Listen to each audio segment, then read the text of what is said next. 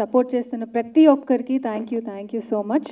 And yes, so నేను first time నేను మూవీలో చూసుకున్నది చైతన్య గారి మూవీలో, కృష్ణ చైతన్య గారి మూవీలో, చల్మోహన్ రంగాలో. నా ఫేవరెట్ అది ఎప్పటికీ. అలా సో స్టార్ట్ అయ్యి కొన్ని మూవీస్ చేయగా ఇప్పుడు ఈ మూవీలో నాకు పద్మ అనే క్యారెక్టర్ ఇవ్వడం జరిగింది.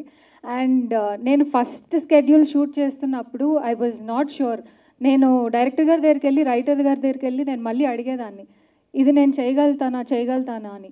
50% కూడా నాకు అంత కాన్ఫిడెంట్గా ఎప్పుడు లేదు.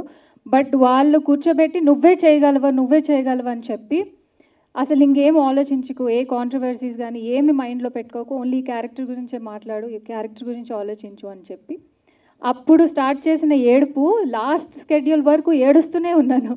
ఈ సినిమా అంతా ఏడుస్తూనే ఉన్నాను. అదే నా character. But thank you so much నాకు ఇంత మంచి డైలాగ్స్ అండ్ ఇంత మంచి స్క్రీన్ ప్లే అది రాసినందుకు. అండ్ థ్యాంక్ యూ సంజయ్ గారు, థ్యాంక్ యూ ప్రవీణ్ గారు, thank you one and all. ఇంత మంచిగా ఇంత బ్యూటిఫుల్ మూమెంట్లో ఉన్నప్పుడు అలాంటి హార్ష్ మెమరీస్ ఇప్పుడు అవసరం లేదు.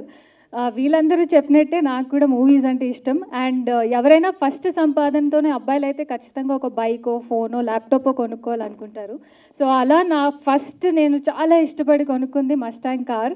So that is my first love.